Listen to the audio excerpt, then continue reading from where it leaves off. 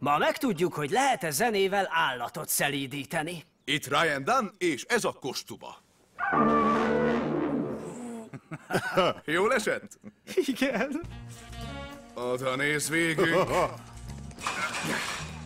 Már kiszemelt magának. Talán jobb lenne.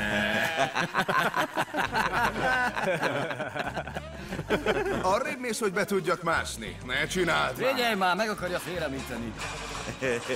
Azonnal támadni fog. Mász be.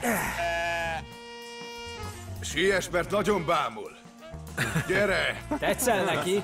Hülyének néz titeket. kezd bepöccenni. Szia, édes!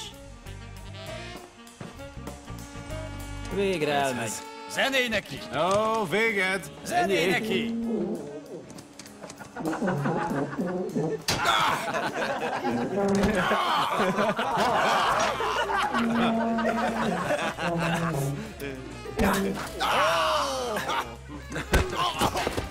Tubász!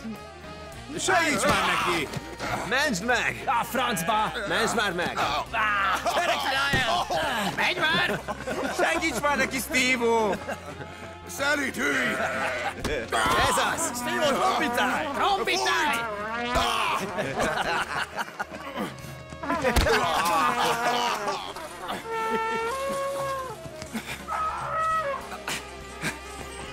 Te jössz, Steve-ó!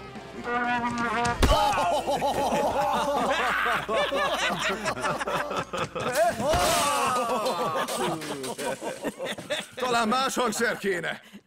Megszelidítettük a vadállatot a zenével? Egyáltalán nem. Szerintem